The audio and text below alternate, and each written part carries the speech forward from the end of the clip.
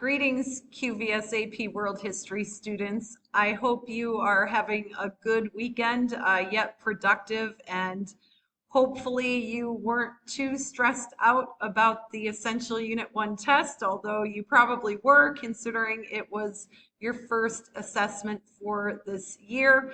But you will get used to them because you'll find over time that they're all fairly structured the same way. So if you made it through the first one and you were successful, congratulations. I anticipate that you will make it through all the rest and be just as successful. You've been working hard, and because you work hard, you will be able to do well on the AP World History exams. Okay, so let me talk to you about next week because we are moving into Essential Unit 2. In this unit, it is covering the same time period from 1200 to 1450, so that's a good thing for you. You've already been investigating this time period as it related to state building and innovations in technology and how the economies were structured in different places around the world. In this unit, we will be examining networks of exchange. So really, a lot of the ideas that you learned about in Essential Unit 1 will carry over into this unit and be important for your understanding of what transpired in terms of trade in the period from 1200 to 1450. So let me take you to the course page. Let me talk to you about the unit in its entirety, and then more specifically, we will discuss what I'd like you to do for week 1 of Essential Unit 2. So let's go to the course page and let's begin. So just like Unit 1, I will begin this unit with a map. You can see it here. One of the most important features of Eurasia in this period was Mongol domination. So during the period from 1200 to 1450, we see the rise of Chinggis Khan, and even after his death, we see the conglomeration of that empire that he created under his sons and grandsons. So in examining this map, you'll see the different regional empires that existed within the context of the Mongol Empire. And one of the most important items about the Mongols was the fact that they made those old Silk Road paths or trade routes safe once again. When this region was broken into lots of different regional kingdoms, trade on those routes had decreased over time, but in Mongol control of the region, those routes were reinvigorated. So you can begin by clicking on the map. If you click on this map, and I'll go ahead and show you. If you click on this map, you're going to see that it takes you to a Mr. Heimler video, and he'll give you an overview of networks of exchange in this unit. Okay, so going back to the course page. So click on that map and listen to his overview of the period from 1200 to 1450. Of course, you can read the unit statement here as well. I'm not going to read it to you because it's a lot of what I just got done saying. And then here's the next important point. The pacing for the unit is 3 weeks, so be mindful of that. I know it's a week shorter than the prior unit, but again, we've already been studying this time period, and we are honing in on trade routes, particularly within the context of this unit. So I don't anticipate you need more than 3 weeks. The textbook is here once again for you, as is the note-taking template. So you have some unit resources. You can see a link to Freemanpedia. He does a lot of work in creating resources or putting resources together for the different periods and focuses of AP World History, and then lots more videos from Mr. Heimler. So you can watch those videos. You can see that I use them from time to time in the course along with the crash course episodes. Moving down into the units, so I have it divided up for you week by week. I don't want to go into great detail for week 1 yet, but let me just give you an overall overview, and then we'll come back to week 1. So within the context of week 1, the focus will be the Silk Roads and the Mongol Empire.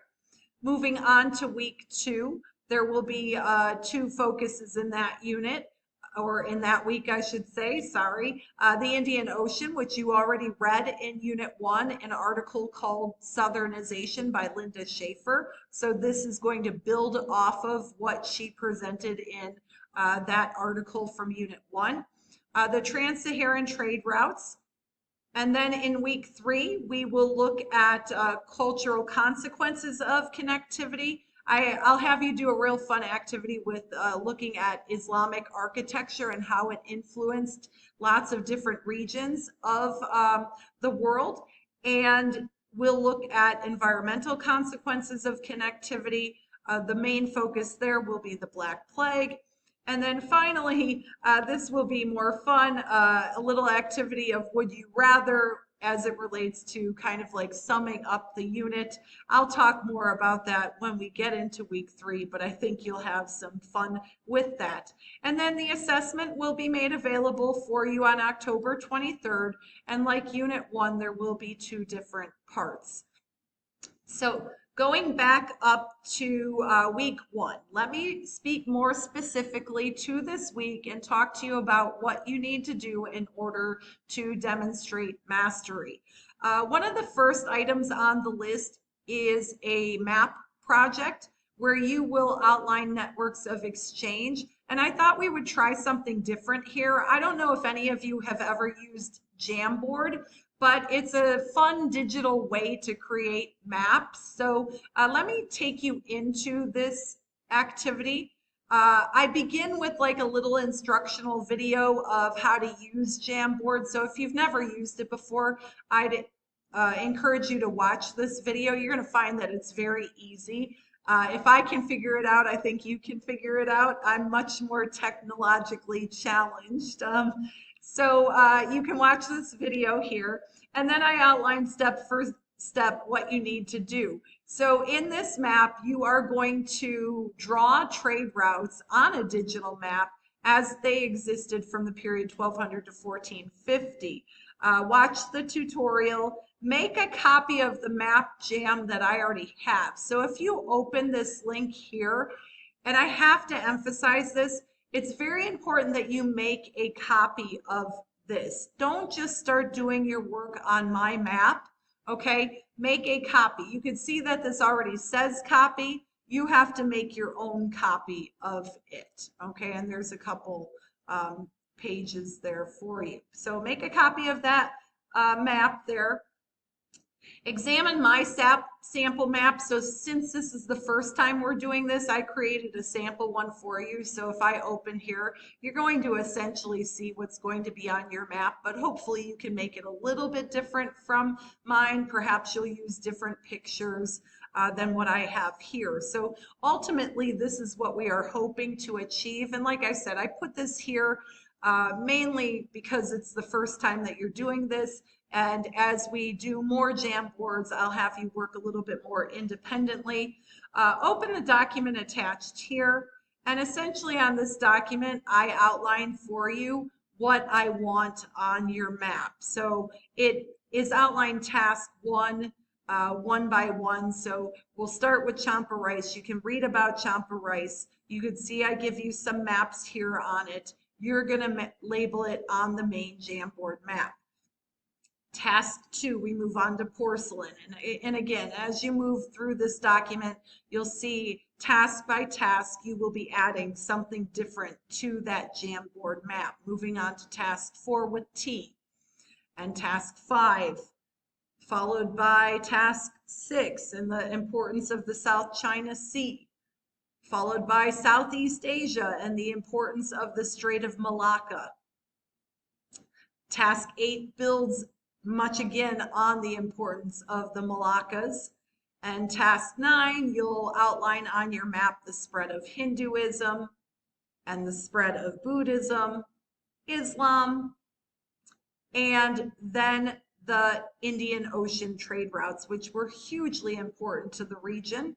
And success on those routes was largely due to their understanding of the monsoons. So it's important for you to outline these on your map as well. You'll outline the spice trade, how important cotton and sugar were to this network of trade. In fact, like sugar and the crystallization of sugar in India was so important to the spread of that resource.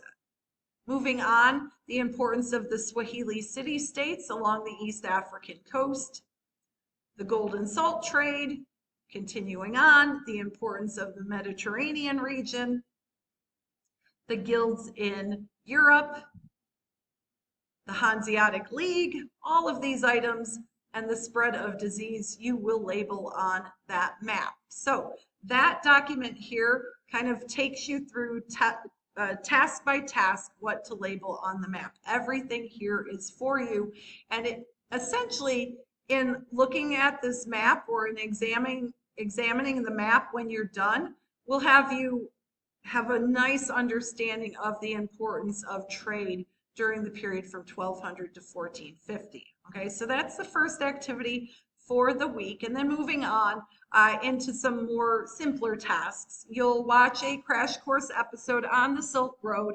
And like all of these SCORM packages, I have some multiple choice questions for you to answer. In this activity, you'll look a little bit more closely at the Silk Road. I have you watching a little video and kind of taking you through a journey of if you were traveling on the Silk Road. So as you continue through this journey, you are going to record your observations as you go step by step or work along the Silk Road route, getting from one end of it to the next. In the next activity, another, it's not a crash course, but you'll watch another video on the importance of the Hanseatic League in Northern Europe. There are some short questions for you to answer. And then here is the placeholder for your notes for AMSCO 2.1. And then following through from there, we'll take a look at the Mongols and the importance that they hold in world history. You'll watch the crash course episode that John Green always waits to tell about, answer some questions there. And the next activity, we will take a look at opposing viewpoints on the Mongols. I work you through step by step. Don't get afraid of the letters DBQ. You're not writing one, but I work you through step by step analyzing some documents that deal with opposing viewpoints. We will have a forum on the role that Genghis Khan played in world history.